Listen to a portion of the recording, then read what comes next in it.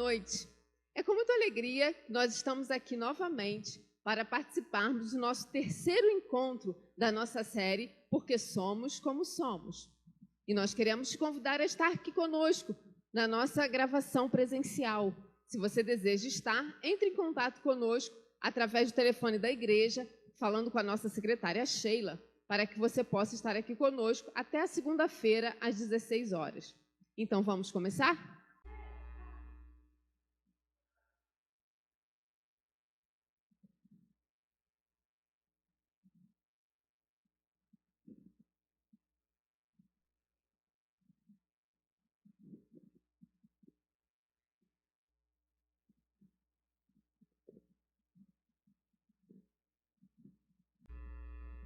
Boa noite, queridos. É uma alegria nós podermos juntos compartilharmos mais um assunto referente à palavra de Deus. E antes de nós iniciarmos este momento, estaremos falando com o Senhor de tal maneira que possamos juntos crescermos mais no conhecimento da palavra do Senhor. Oremos nesta hora.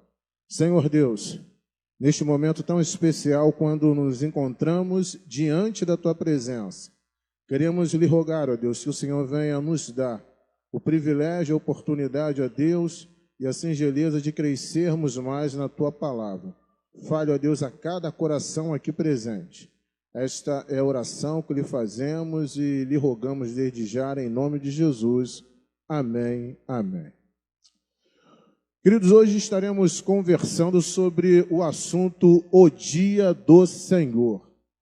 Quando fui chamado para falar acerca deste assunto, a primeira coisa que me veio à mente foi sobre a parousia, ou seja, os últimos dias, os últimos tempos.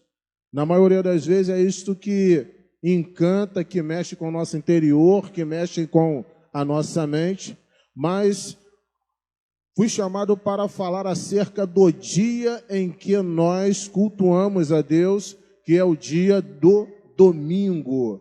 Como o crente hoje, ele se depara com esta situação. E é interessante nós pensarmos, sim, neste assunto, diante do contexto atual em que nós vivemos, porque o dia do Senhor, o dia dominical, o dia de domingo, ele tem sido colocado muito ao lado, à margem. As pessoas, por vezes, têm considerado este dia como um dia qualquer, como um dia natural, como um dia normal, não veem esse dia como o dia do Senhor. Infelizmente, o secularismo, ou seja, o mundanismo, os pensamentos de fora têm entrado em nossas casas, em nossas mentes, enfim, dentro da nossa realidade, da nossa doutrina. E nós, como batistas, se faz necessário sim nós impedirmos com que essas noções erradas, equivocadas, venham atingir a nossa vida e, por vezes, o nosso dia a dia. E, portanto, isto tem acontecido porque a gente já tem ouvido falar no contexto secular que existe aquele chamado católico praticante e católico não praticante. Vocês já ouviram acerca disso aí? Católico praticante e católico não praticante. Já desde novo, já desde garoto, criança, eu venho ouvindo essa convenção. Mas jamais em tempo algum pensei que este pensamento viesse entrar nas nossas igrejas, principalmente por vezes igrejas tradicionais, igrejas evangélicas. Mas, por incrível que pareça, esses conceitos entraram. E hoje em dia você consegue, conversa com um e às vezes conversa com outro, e aí determinado crente fala assim, não, eu sou crente, mas eu sou crente não praticante. Eu sou aquele crente que não vê mais necessidade de ir à casa de Deus. Ou de repente, o domingo para mim é um dia natural, normal, como outro qualquer. E por conta disso aí, nós, como servos do Senhor, estamos vendo a necessidade de tratarmos sobre esses assuntos. E um dos assuntos que nós vamos falar no dia de hoje é o domingo, dia do Senhor, é o dia do descanso cristão, satisfazendo plenamente a exigência divina e a necessidade humana de um dia em 7 para o repouso do corpo e do espírito. Ponto 1. Com o advento do cristianismo, o primeiro dia da semana passou a ser o dia do Senhor. E hoje nós vamos tratar acerca desta questão. Segundo ponto, deve ser para o cristão um dia de real repouso, em que, pela frequência aos cultos nas igrejas e pelo maior tempo dedicado à oração, à leitura da palavra e outras atividades religiosas, eles estarão se preparando, sim, para que aquele descanso que resta para o povo de Deus. Ou seja, levar em consideração essa questão do descanso não é a questão, muitas das vezes, de você dormir, mas no sentido de você fazer algo diferente daquilo que você vem fazendo diariamente. E por último, neste dia, os cristãos devem abster-se de todo trabalho secular, executando aquele que seja imprescindível e indispensável, né? E deve também abster-se de recreações que desviem a atenção das atividades espirituais. Esse aí é o contexto que hoje estará nos norteando, nos direcionando para juntos conversarmos acerca do dia do Senhor. Existe um autor interessante, este autor, ele chama-se Langston, que eu gosto muito, em que ele começa trabalhando essa questão. Antes, porém, se faz necessário que a gente tenha uma noção clara do que significa o dia do descanso, porque alguns dizem que, tal como os judeus, nós, na conjuntura em que estamos vivendo, estamos vivenciando uma condição também de legalismo. E para que a gente tenha noção acerca do que vem a ser o dia do Senhor, a gente vai passar rapidamente sobre alguns conceitos que vão nos permitir, a gente, quando chegar no alcance do dia do Senhor, nesse contexto, teremos a oportunidade de compreender melhor este assunto. Langston, ele trata e diz que Jesus baseou os seus ensinos no Velho Testamento, ou seja, Jesus, em momento algum, ele abriu mão daqueles ensinos que foram tratados lá atrás, em Gênesis, Êxodo, ou seja, na época em que os hebreus estavam, digamos assim, vivenciando aquelas realidades, principalmente no tempo em que eles foram escravizados, estavam no Egito. Mas ele vem falando que esses ensinos do Velho Testamento têm um intuito, têm a condição de continuar, aperfeiçoar e complementar, ou seja, não tem como a gente, por vezes, abrir mão disso aí, porque senão a gente não consegue entender o conhecimento que o Novo Testamento, ele nos passa. Então, o Velho Testamento, sim, é importante? É. Tem razão de ser? Tem. O passado, ele tem um ponto que informa, nos direciona, diz o que aconteceu? Sim. E ele vem falando acerca disso, que Jesus sempre teve máxima consideração com os ensinos do Velho Testamento, mas também com a religião, que na época era a religião dos hebreus e depois foi norteando e chegando aos judeus. E quando ele vem falando acerca disso aí, ele vem trabalhando algumas questões importantíssimas. E por isso ele nos acerca dessas questões, quando ele nos diz que é muito natural encontrar no começo da obra salvadora elementos que desapareceram, é verdade. Hoje a gente, por vezes, não realiza algumas coisas que os judeus faziam. A circuncisão, no caso, isso ela não é feito. Outras coisas mais que, digamos assim, não poderia dizer incentivadas, mas eram toleradas, aceitas no passado, como o apedrejamento por algum erro, por alguma falha. E isso aí, Langston, ele começa a trabalhar e mostrar que o Novo Testamento pode dizer que essas coisas são coisas passadas, coisas provisórias. Mas melhor do que isso, foram coisas que serviram para preparar, para adaptar o povo a um novo conhecimento, ou seja, um novo conhecimento que chegou até os nossos dias, o qual nós somos chamados de cristãos. O interessante é a gente pensar acerca disso, que ele vem trabalhando e mostrando que amar a Deus com todo entendimento e com todo o coração era o objetivo do sistema do Velho Testamento. Ou seja, ele tinha esse intuito. Quando Deus deu a lei, quando ele permitiu que a lei nos alcançasse, diga-se de passagem, esta lei naquela época, naquele tempo, era uma lei avançadíssima para a realidade que as pessoas vivenciavam. Ou seja, não era uma lei atrasada, não. E por conta disso, algumas coisas que, como nós já falamos inicialmente, elas foram findadas.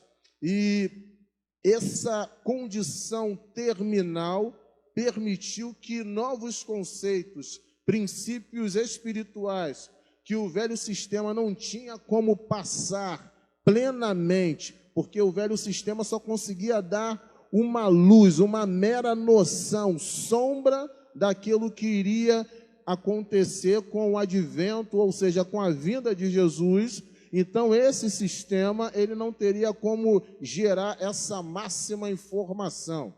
E nos é salientado, eu pediria encarecidamente que você abrisse em Mateus capítulo 5, versículo 12, que nos diz, e eu pediria que alguém lesse para mim esse texto. Mateus capítulo 5, versículo 18. Eu vou pedir ao nosso irmão Paulo que ele possa fazer a leitura desse texto.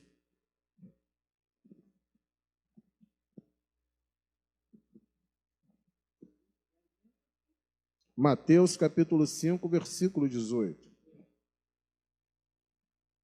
Eu afirmo a vocês que isto é verdade. Enquanto o céu e a terra durarem, nada será tirado da lei, nem a menor letra, nem qualquer acento. Ou seja, Jesus ele veio cumprir a lei. É interessante a gente ter essa visão. Jesus ele não veio abrogar, abrir mão da lei no primeiro momento, mas ele veio cumprir a lei, porque em cumprindo a lei, ele teria condições de mostrar que ele deu conta daquilo que o Pai exigiu. O objetivo da lei para nós hoje, pelo menos naquela época, melhor dizendo, era com o intuito de ser um aio, uma direção, um norte. E o homem, ele não conseguiu alcançar o espírito da lei, né? Não conseguiu. O homem só conseguiu ver e, por vezes, entender a lei de uma forma muito teórica, né? Ele não conseguiu entender o espírito, a dinâmica da lei. E aí Jesus agora veio mostrar que não era apenas esse aspecto teórico, mas também o aspecto espiritual, ou seja, o que a lei queria apresentar nas condições em que nós vivemos, mas se antecipando aquilo que poderia e deveria acontecer. E quando a gente percebe acerca disso aí, Jesus ele veio, o Velho Testamento, a lei veio trazendo uma revelação que nós poderíamos chamar de uma revelação progressiva. Quando você conseguia olhar tudo aquilo que era feito no Velho Testamento, os sacrifícios, né? A lei em si, a circuncisão, ou seja, tantas aquelas coisas explícitas que você, ao olhar o Velho Testamento, você tem a capacidade de identificar que eles estão apontando claramente, diretamente para Jesus, mas também aquelas coisas que muitas das vezes estão implícitas, ou seja, que você não consegue perceber logo de imediato. Se faz necessário que você venha a ver o contexto. E pensando dessa maneira, do ponto de vista de Jesus, é que tudo permaneceria até que tudo fosse cumprido. O interessante é que toda a Escritura testemunha de Cristo. João capítulo 5, versículo 39 até 46, eu não vou pedir que leiamos, até porque, vou pedir só que você acompanhe esse texto, mas eu vou ler o texto em que pude grifar aqui para que você venha entender melhor. E o texto diz: toda a Escritura testemunha de Cristo. E o texto diz: examinai as Escrituras, porque vós cuidais ter nelas a vida eterna. E são elas que de mim testificam, porque se vós cresces em Moisés, creríeis em mim, porque de mim escreveu ele. Ou seja, uma vez aquilo que Moisés fez, aquilo que a lei identificou, se as pessoas daquela época crescem naquilo que fora falado, com certeza, elas teriam a tranquilidade, a possibilidade de também crer naquele que veio, que foi Jesus Cristo, e teria a chance e a oportunidade de perceber de fato quem é esse Cristo. Mas não apenas isso. O autor ele procura trabalhar essa questão dizendo que toda a Escritura é sobre Jesus Cristo, mesmo quando não há uma predição explícita, clara, verdadeira acerca de Jesus. E o autor vem falando isso sobre Lucas, capítulo 24, versículo 27, quando ele nos diz: e começando por Moisés e por todos os profetas, explicava-lhes o que dele se achava em todas as Escrituras. Não apenas isto, Jesus veio também para cumprir o que estava escrito na lei e nos profetas, ou seja, o intuito de Jesus era dizer, olha só, eu consigo cumprir a lei, me é permitido, eu tenho esta condição de cumprir a lei, porque a Bíblia fala tão claramente que se você deixar de cumprir um quesito da lei, um apenas, você deixou de cumprir toda a lei. E, portanto, Jesus ele tinha que cumprir toda a lei de forma perfeita, de forma irretocável, para que, de fato, ele pudesse dizer que realmente veio cumprir a lei. Existem alguns assuntos que vêm dizendo sobre a lei foi guardada perfeitamente por Cristo, e é interessante a gente entender que ela é o caminho para a justiça, ou seja, Cristo passa, quando ele cumpre a lei, ser o caminho para a justiça. E finalizando em Romanos 10:4, quando nos diz que, porque o fim da lei é Cristo para a justiça de todo aquele que crer. Quem falou isso aí foi John Piper, quando ele pôde dizer que realmente o fim da lei, neste apanhado, é Cristo, e para a justiça de toda aquela pessoa que crer e acredita em Jesus. Portanto, a vida pessoal de Jesus, ela nos apresenta que existe a lei, mas como nós já falamos, existe o espírito da lei. A lei exigia por forças e ele fazia por natureza, ou seja, a lei ela falava assim, olha, você tem que cumprir determinada ação. Nós e o povo daquela época tinham que se esforçar para cumprir isso aí. Jesus, diferentemente de nós e daquele povo, logicamente que nós não vivenciamos aquela época, mas aquelas pessoas, Jesus tinha facilidade, ou seja, ele fazia isso por natureza. Para que a gente entenda isso aí, se for necessário nós olharmos Jesus na seguinte ótica. Quando a lei dizia, olha, se você levar um tapa no rosto, você deve virar a outra face e levar o outro tapa. Jesus fazia isso aí com uma maior naturalidade. A lei falava que assim, olha, você deve andar 1 milha. Jesus, ele andava 2 milhas. Ou seja, Jesus tinha facilidade, isso fazia parte da natureza intrínseca de Jesus, e portanto ele não tinha dificuldade em lidar com a lei, por isso que só Jesus, ele conseguiu cumprir a lei, por isso que diz que nós tínhamos, ou seja, melhor dizendo, aquelas pessoas tinham essa dificuldade, porque elas viviam debaixo da lei, elas não conseguiam viver acima da lei. E a diferença, muitas das vezes, daquelas pessoas para Jesus, que Jesus sempre ele vivia acima, superior ao que era apresentado. E isto só é possível alcançar através da graça. Tal como hoje, se nós lermos a Bíblia e observarmos alguns ensinamentos, nós podemos ter muita dificuldade para fazer aquilo ali, porque aquilo não faz parte da nossa natureza logo de imediato.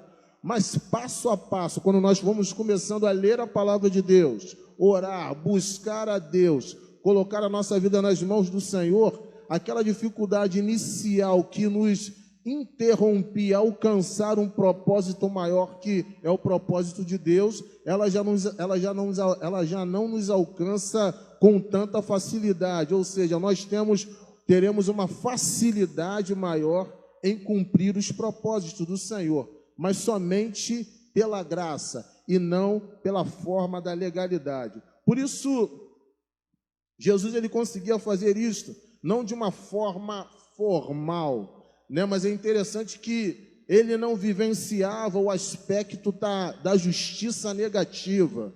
E é interessante a gente ter esta visão, né? O que vem a ser a justiça negativa? Você só cumpre o que a lei determina. Você cumpre para não errar. Você cumpre para não falhar. Mas quando você cumpre para não ter sobre você a condição de desobedecer à lei. Mas o interessante é que existe a justiça, e Jesus ele encampa, se direciona para esse lado, a justiça positiva. E o que significa a justiça positiva? É mais do que ação. É o seu coração, né, a sua condição está voltada para cumprir aquilo que a palavra de Deus fala. E por isso que aquelas pessoas, eles, por vezes, na maioria das vezes, só cumpriam a letra da lei. E a letra da lei, nós sabemos, conforme a palavra de Deus fala, que ela mata. Mas quando você, e foi o que Jesus conseguiu alcançar, cumpriu com o coração, acima da lei, mediante a graça, aquilo que fora colocado, ele alcançou aquilo que nós podemos considerar como justiça positiva, ou seja, foi acima do que a lei exigia. Por isso, pensando desta maneira, é interessante a gente ter esse conceito. O que significa sábado para os irmãos?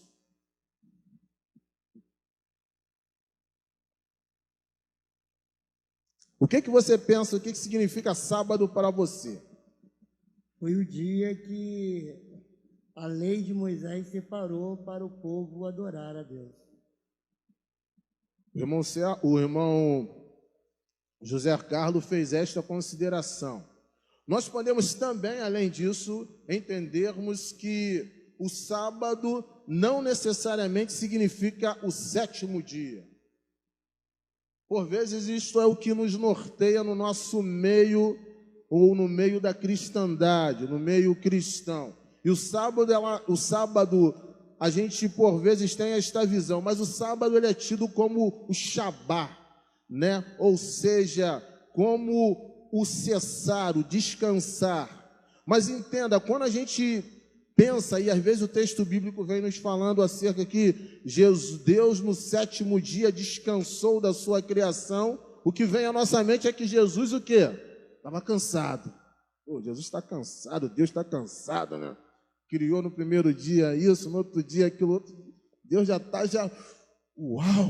não está mais aguentando, né? Está doidinho para que chegue no sétimo dia para descansar. Mas a Bíblia fala claramente que Deus ele não se fatiga. E Isaías 40, versículo 8, fala muito bem acerca disso aí. O Criador dos confins na terra nem se cansa e nem se fadiga. Então, sábado, quando a gente tem essa noção de Shabá, e não significa necessariamente o sétimo dia, é que no sétimo dia Deus cessou, Deus terminou, Deus finalizou a sua criação. Ele conseguiu completar a sua criação. Mas é interessante esse conceito, porque quando você vai lá em Êxodo, capítulo 20, eu vou pedir para que você abra a sua Bíblia em Êxodo, capítulo 20, do versículo 10 até o versículo 11, eu vou pedir que a Adelaine faça essa leitura. Êxodo, capítulo 20, versículo 10 e 11. E eu já vou pedir para que o outro abra em Deuteronômio, capítulo 5, versículo 15. O outro abre em Deuteronômio, capítulo 5, versículo 15. Adelaine vai ler, então, Êxodo capítulo 20, do versículo 10 ao versículo 11. Pode ler para mim, Adelaine. Mas o 7º dia da semana é o dia do descanso, dedicado a mim, o Senhor, seu Deus. Não faça nenhum trabalho nesse dia, nem você, nem os seus filhos, nem as suas filhas, nem os seus escravos, nem as suas escravas, nem os seus animais, nem os estrangeiros que vivem na terra de vocês. Em 6 dias eu, o Senhor, fiz o céu, a terra, o mar e tudo o que há neles. Mas no 7º dia descansei. Foi por isso que eu, o Senhor, abençoei o sábado e o separei para ser um dia santo. Quando a gente observa isso aqui, a gente percebe depois, eu vou depois pedir para lerem Deuteronômio capítulo 5, versículo 15. Alguém lê para mim Deuteronômio capítulo 5, versículo 15.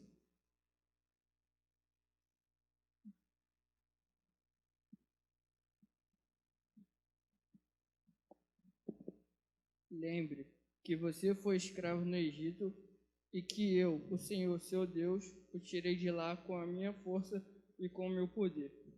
E por isso, eu que mando que você guarde o sábado. Bem, quando você percebe claramente em Êxodo capítulo 20, versículo 10 e 11, você percebe que o descanso está atrelado, está ligado a Deus referente à criação. Ainda assim, o homem ainda não tinha transgredido a lei. E aí você percebe claramente que o descanso está ligado à criação, à ação de Deus. Mas quando Moisés ele vai obter a lei, e naquele momento quando ele desce lá em cima, melhor dizendo, no Monte Sinai, ele fica sabendo que o povo fez um bezerro de ouro, o povo se corrompeu, o povo agiu fora das conformidades que Deus havia definido. Deus é como se ele editasse a lei. E aí, nesta hora em que ele edita a lei, por isso que Deuteronômio é citado como a segunda lei, naquele momento ele vincula a lei, não mais à criação de Deus, não mais em relação ao descanso de Deus, mas ele vincula a lei à libertação de Israel, tendo em vista ele ter saído do Egito, aquele período que ele tinha ficado aprisionado. É interessante a gente ter esse conceito, por isso que você percebe claramente que no primeiro momento ele está voltado para a criação, mas no segundo momento, em Deuteronômio 5, capítulo 15, está vinculado à libertação, ou seja, Deus editou a lei daquela maneira, naquele instante, para que o povo não se esquecesse que naquele momento ele tinha sido escravo, e quando você fala em termos de escravidão, tinha perdido naquele instante ali a percepção de várias coisas referentes a Deus, e que naquele momento se fazia necessário aquele povo entender que era o povo do Senhor. Então, esses dois textos, eles fazem esta separação, e é algo que por vezes nos passa desapercebido. A gente acha, não, houve uma edição da lei, mas isso não tem nada a ver. Mas quando você olha com uma riqueza maior, olhando este detalhe, você percebe que neste segundo momento em Deuteronômio significa libertação de Israel do jugo do Egito.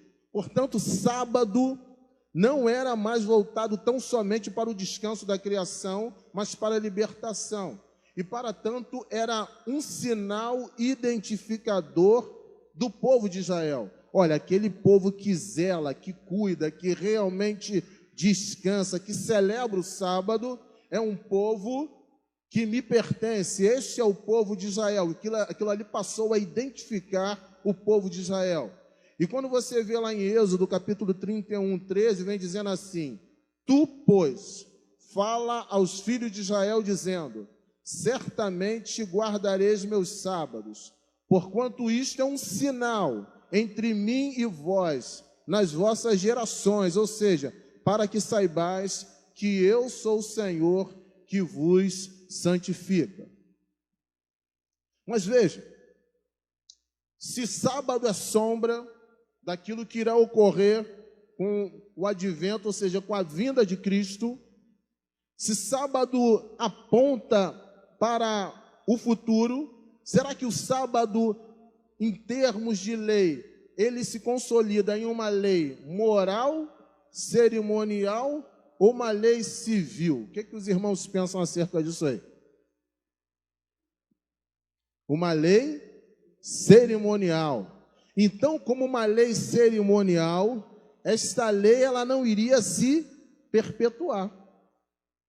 Se fosse uma lei moral, a lei moral, e quando você pega o decálogo, ou seja, os 10 mandamentos, o único que se encaixa como uma lei cerimonial é a guarda do sábado. Os demais não, os demais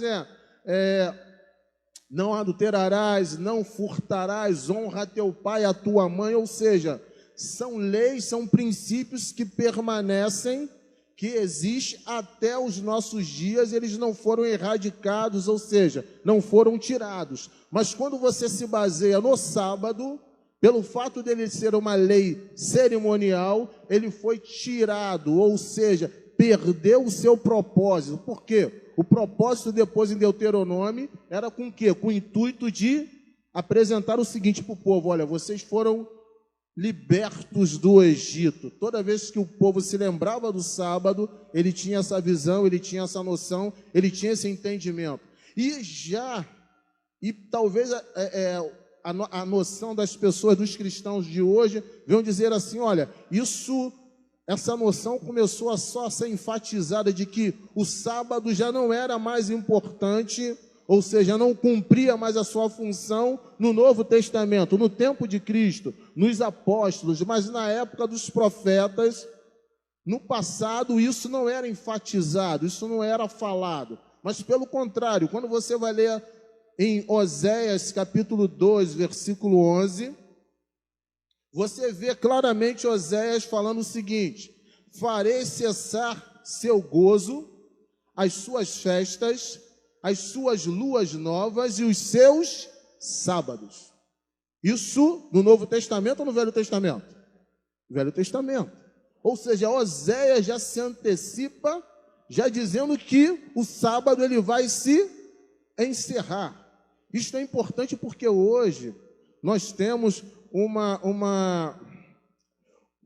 um segmento religioso chamado Adventista do Sétimo Dia, que enfatiza que o sábado ainda deve ser o quê? Vivenciado, reverenciado, e faz uso da palavra.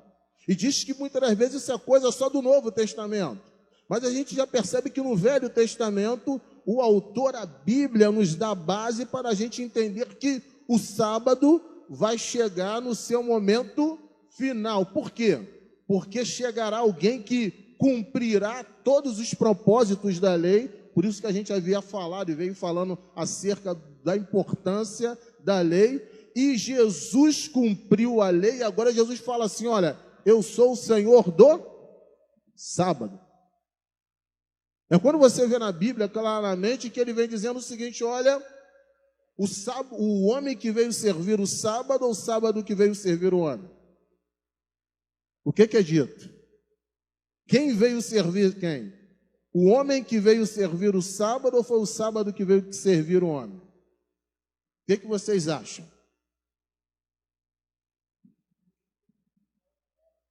Não ouvi.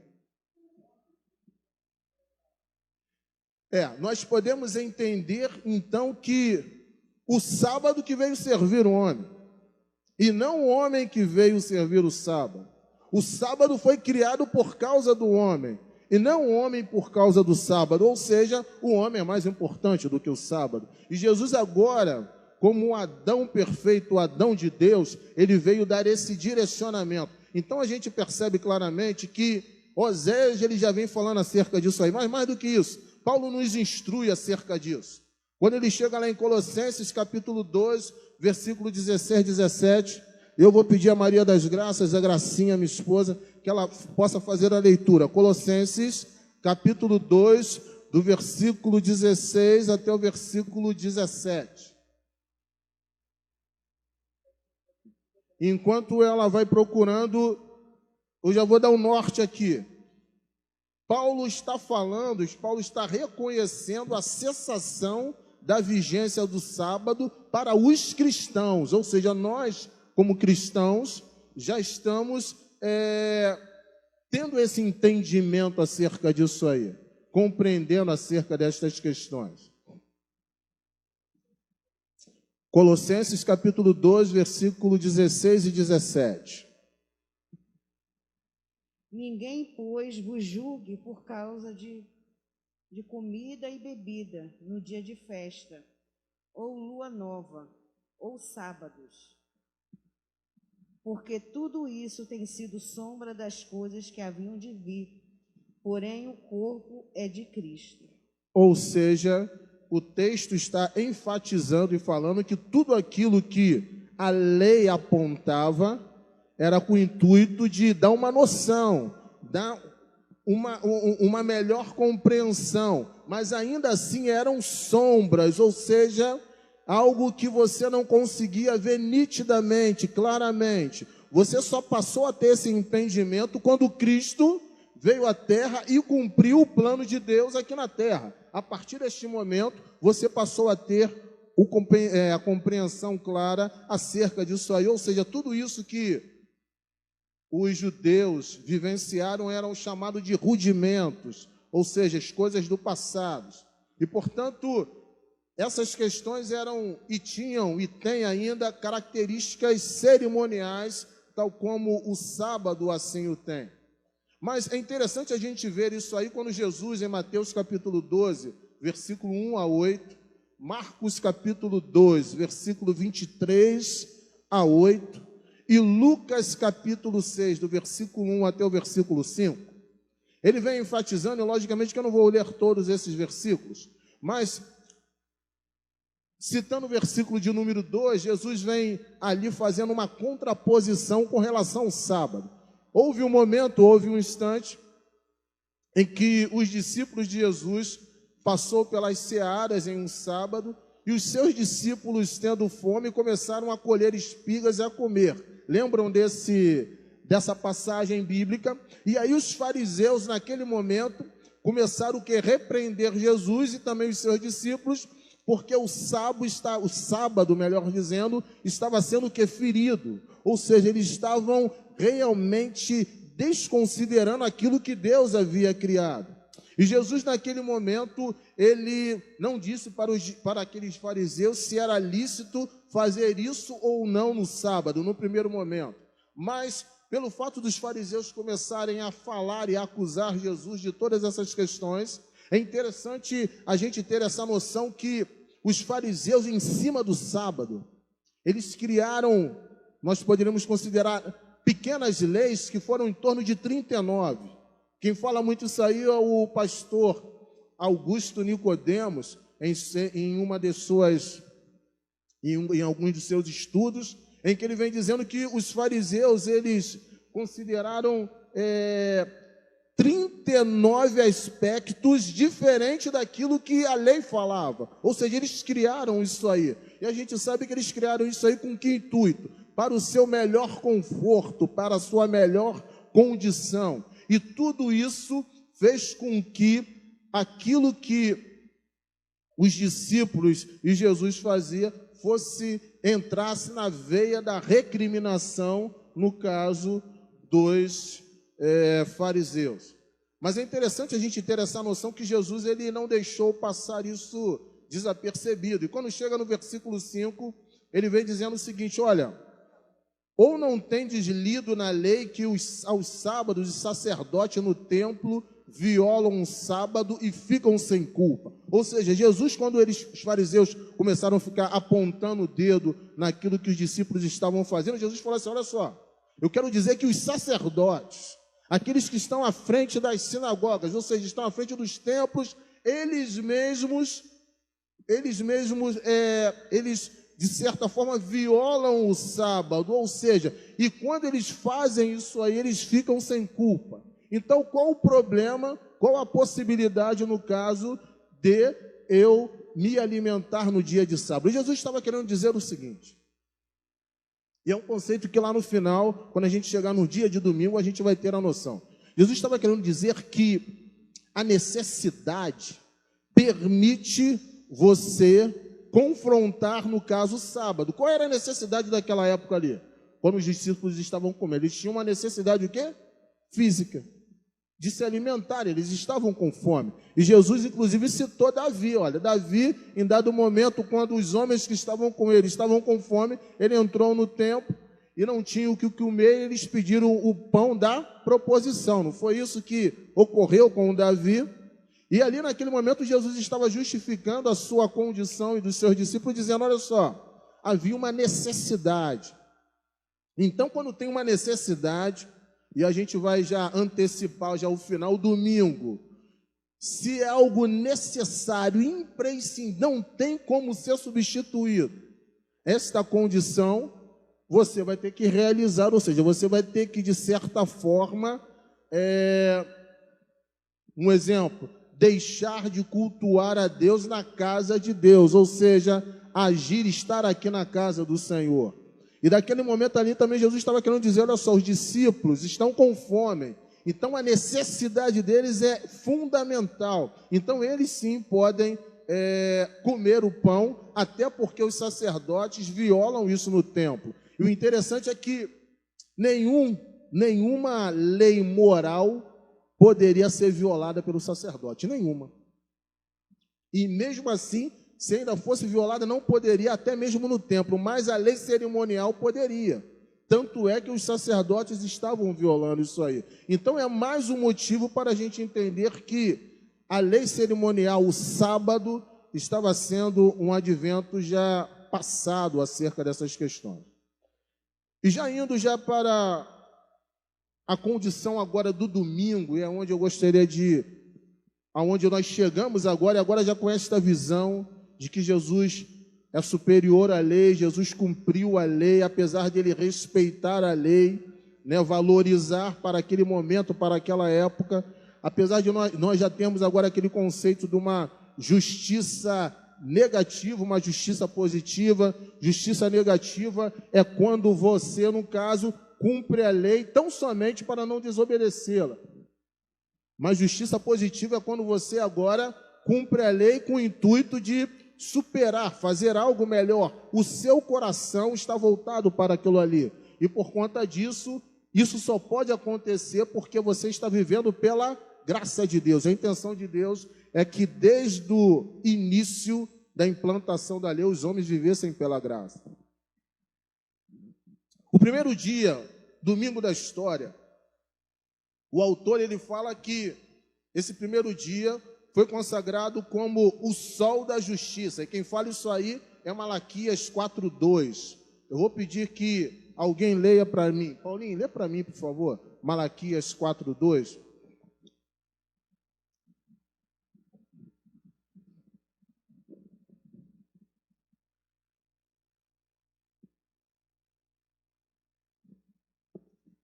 Mas, porém, vós outros que temeis o meu nome, nascerá o sol da justiça, trazendo salvação nas suas asas, sereis e soltareis como bezerros soltos das estribarias.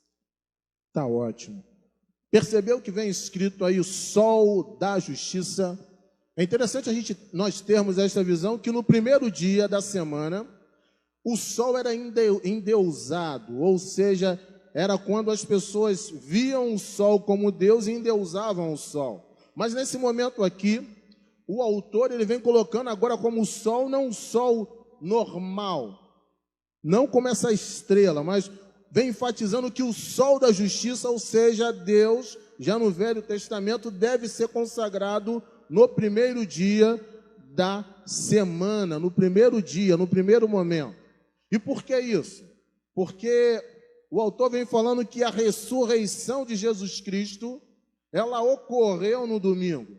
E quando você lê isto dizendo que o primeiro dia da semana, dantes consagrado ao sol, que era adorado como Deus do paganismo, ou seja, até hoje existem algumas pessoas em nosso meio, né, que adoram o sol, adora a natureza, adora a lua, mas naquela época isso era mais enfatizado.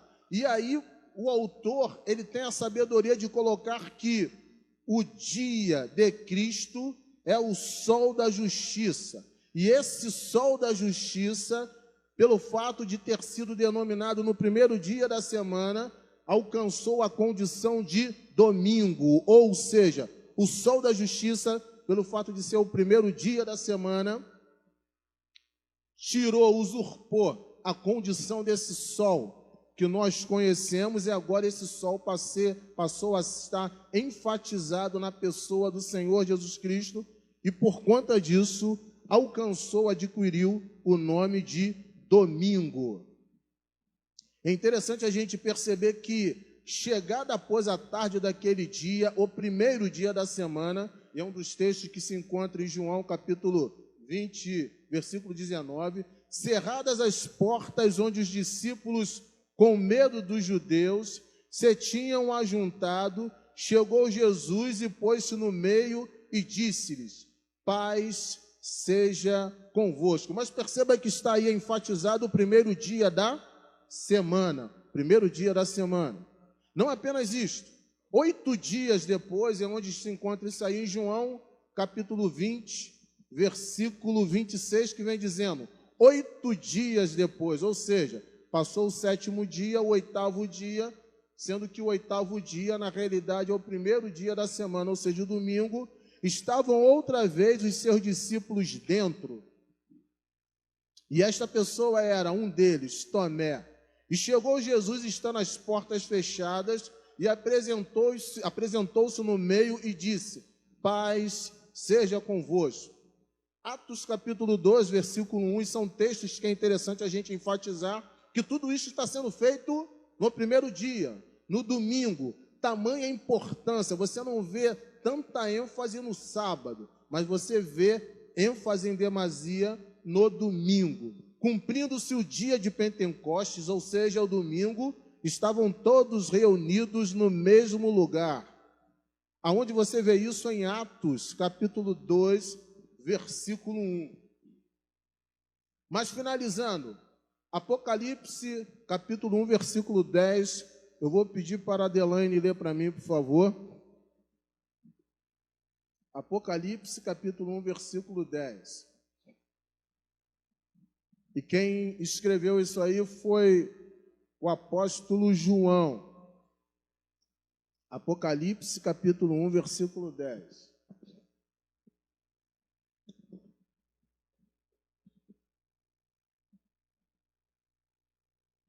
No dia do Senhor, fui dominado pelo Espírito de Deus e ouvi, através de mim, uma voz forte, como o som de uma trombeta. Apocalipse 1:10. Lê para mim de novo, por favor. No dia do Senhor, fui dominado pelo Espírito de Deus e ouvi, através de mim, uma voz forte, como o som de uma trombeta. Ou seja, João que está falando isso aí, é interessante que ele enfatiza um dia de domingo, ou seja, no dia do Senhor, um dia de domingo. É importante a gente ter essa noção, porque quando a gente consegue perceber isso aí, o autor está querendo dizer que a Bíblia não diz em nenhum momento da semana em que Jesus nasceu. A Bíblia fala qual foi o dia da semana que Jesus nasceu. Você já viu isso na Bíblia? Já viu, Paulinho?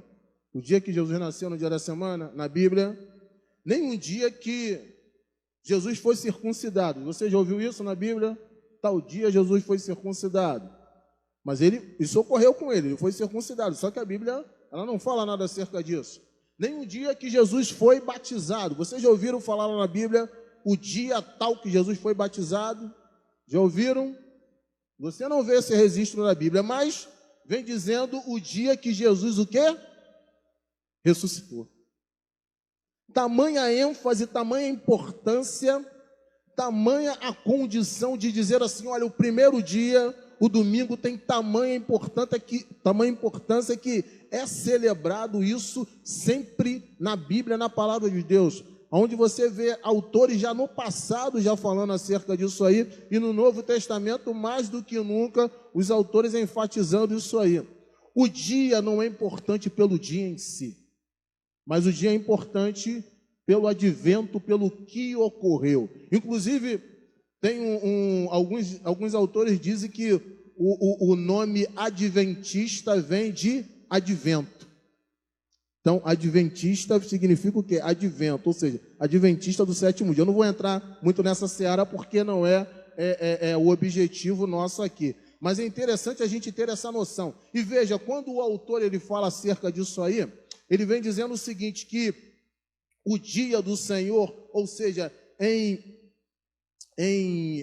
grego, isso significa o dia dominical. É como se o autor estivesse dizendo assim, ó, Kyriake Emera, ou seja, o dia do Senhor, ou seja, o dia dominical. Esse dia do Senhor era por vezes celebrado para os reis, para os imperadores daquela época, os imperadores, no caso, romano daquela época. E o apóstolo João agora se vale desta condição, desta visão, dessa palavra que fala que assim, bem, quem é o maior imperador? Quem é o maior homem? Quem era aquele que de fato veio reinar e comandar isso aqui?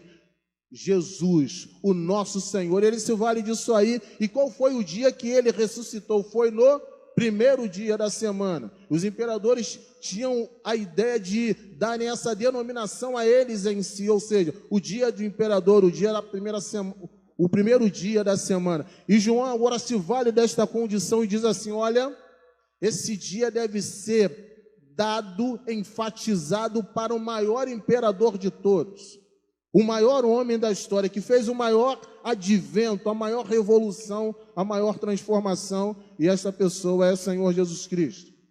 Portanto, a origem da palavra domingos, equivocadamente, alguns têm até atribuído esta condição a pessoas erradas. Mas eu queria dizer a você que esta condição, que não é de Dominiciano, ela foi atribuída a João. Foi um homem que, no caso, enfatizou e disse que o dia do Senhor é chamado como o dia dominical. Essa palavra é uma palavra que a gente chama de palavra latinizada, né? Quando você parte para a adjetivação dessa palavra, quando você pega esse termo, Senhor, e aí você fala domínica, domínica. Já viu quando fala assim, Dom Pedro? Já ouviu já, Paulinho? Não sei se era da tua época não, Paulinho. Dom João, tu já ouviu já? Dom alguma coisa, tu já ouviu, dona Gracinha? Ou seja, está querendo dizer assim, Senhor João, Senhor Pedro. Ou seja, essa palavra ela tem essa adjetivação. Isso aí quer dizer Senhor. E quando você traduz essa palavra para o português, significa o quê? Domínica. Domínica. Por isso que quando fala Kyriake Emera, você está querendo dizer assim, olha, Senhor, Senhor, o dia do Senhor. Né? Então você está falando assim, o dia dominical, o dia de domingo. Ou seja, não é algo que João criou. E o interessante é que o único livro que fala acerca disso, te dá ênfase disso, e foi o único livro que só deu ênfase no último livro. Você não vê nenhum livro considerando essa questão, foi João, o apóstolo João, o apóstolo do amor, que falou assim, o dia do Senhor. Quando você vai lá em Apocalipse 1:10, você vê o dia do Senhor, ou seja, o dia dominical. Ou seja, quando você aprende e começa a perceber então que existe uma ênfase, e essa ênfase é no último livro, no último instante, você começa a perceber que existe um motivo, existe uma fundamentação, e tudo isso nos leva a gente a entender e a compreender o motivo e por que nós chamamos de o dia do Senhor, seu dia de domingo. Por isso que quando você fala assim, olha, escola bíblica dominical, na realidade você está falando assim, escola bíblica do Senhor. Dia de domingo é o dia do culto de domingo, é o culto do Senhor. Então você começa a perceber que isso aí, e a cristandade, ela conseguiu, você não vê esse direcionamento em nenhum outro local. Por isso que é denominado que o dia do Senhor é o dia de domingo. E por quê? Porque é no primeiro dia da semana. E o que ocorreu no primeiro dia da semana? A ressurreição de Cristo. Finalizando, se não você chamar a atenção, eu quero deixar bem claro que existe tantas outras coisas que nós poderíamos falar, mas é interessante a gente entender que nós estamos resgatando a verdade. O que nós estamos fazendo aqui?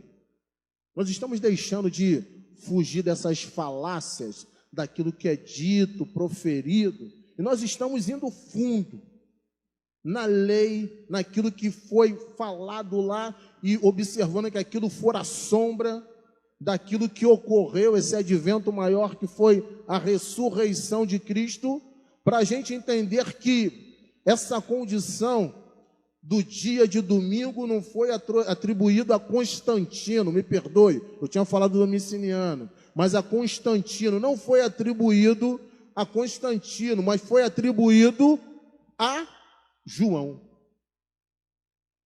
Até porque esse pensamento já do primeiro dia da semana já foi 200 anos antes de Constantino, bem antes.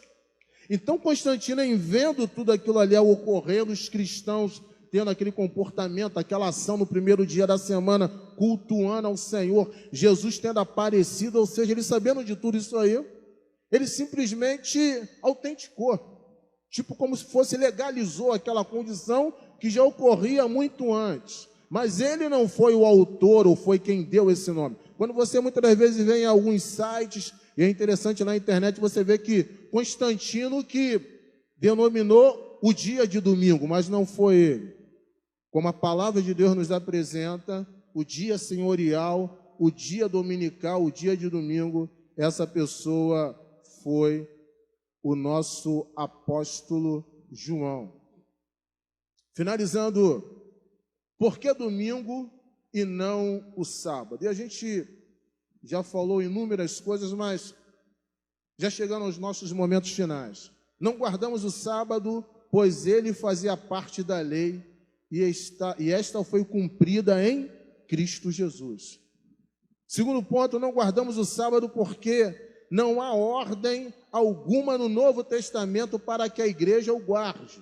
Isso aí é para os israelitas. Isso foi depois que foi editada a segunda lei, que foi em Deuteronômio capítulo 5, versículo 15, como uma lembrança da saída do povo do Egito.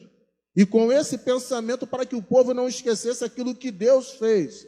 Mas isso foi para os judeus, mas para o nosso tempo, para a nossa época, para nós cristãos, não tem um motivo de nós cultuarmos ou reverenciarmos o sábado, porque existe alguém que é maior do que o sábado.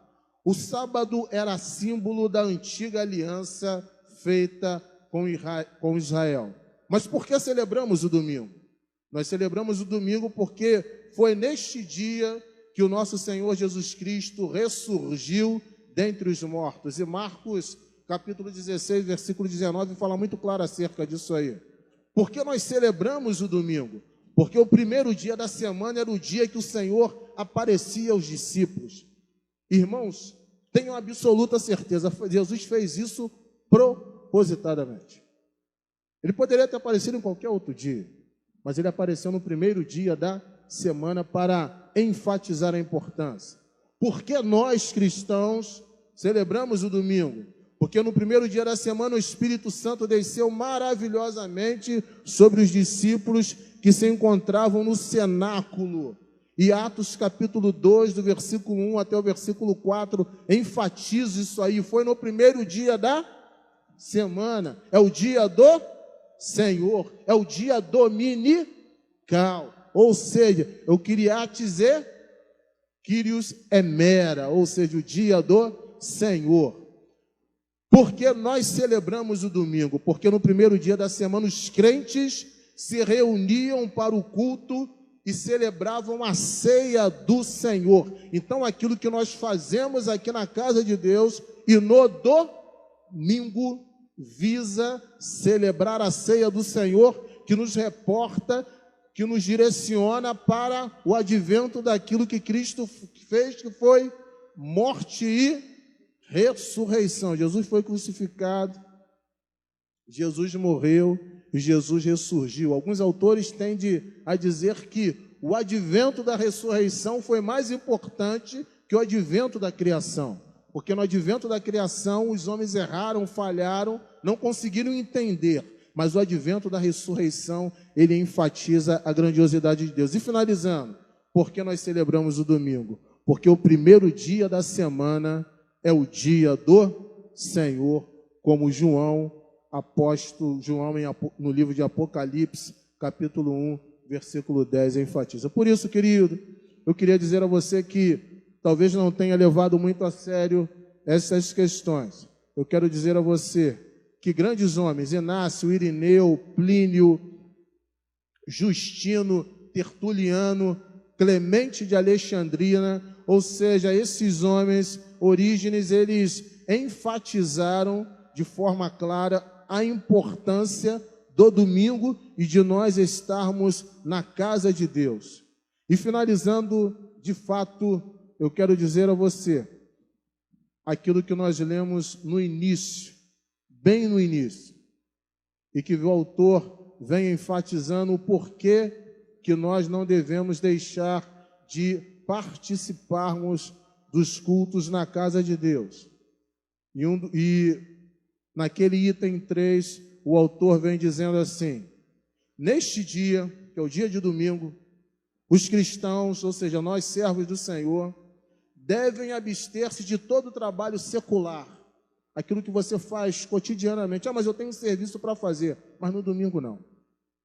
O domingo é o dia do Senhor.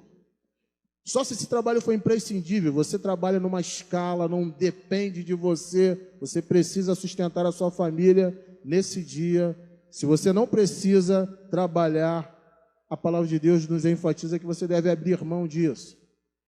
Se for algo indispensável, de repente tem que fazer visita a um doente, e aí o autor vem falando claramente, inclusive, que se forem atos de misericórdia, né? Não está aqui, mas atos de misericórdia, de ajudar as outras pessoas, nesse dia é um ato indispensável, a visita a um doente, a um hospital. Mas se não for nada disso, vocês devem abster-se de todas as recreações. Por isso aquele que utiliza o domingo para, olha, eu trabalho a semana toda, no domingo eu vou à praia. Eu trabalho a semana toda, mas o Flamengo, eu sou flamenguista. Gosto muito do Flamengo. Eu não adoro não, mas gosto do Flamengo. Também não sou Flamengo de carteirinha não. Mas aí no dia de domingo eu vou ver o Flamengo jogar no Maracanã. Está contrariando o que a palavra de Deus fala? Tá. Se você pode fazer isso em qualquer outro dia, se isso não é algo imprescindível, indispensável, o dia de domingo, o dia do Senhor, o dia dominical, você não deve fazer. Ou seja, todas essas atividades, porque você deve se abster de tudo isso para que a sua atenção, o seu culto, você deve se recolher, poderíamos chamar de o shabar, o descanso, o preparo, venha a ser para as atividades espirituais. Que atividades é essa? Orar por alguém, visitar uma pessoa enferma, falar de Cristo às outras pessoas, evangelizar, estar na casa de Deus para adorar a Deus. Se você cumprir isso, certamente você estará atingindo o propósito de Deus em termos de adoração, por ser o dia do Senhor, o dia dominical e o dia de domingo. Que o Senhor venha te abençoar, foi uma alegria poder compartilhar um pouco, teria tantas outras coisas, mas o tempo não nos permite, mas que você venha levar em consideração todos esses aspectos e valorizar aquilo que Jesus Cristo fez, porque até os dias atuais a palavra de Deus é um conceito moral e deve ser vivenciada para todos nós, independente do seu pensamento. Isso independe de religião, de credo, mas isso é o cristão. Aquele que é cristão, que serve ao Senhor, deve valorizar isso aí. Que o Senhor venha te abençoar. Amém.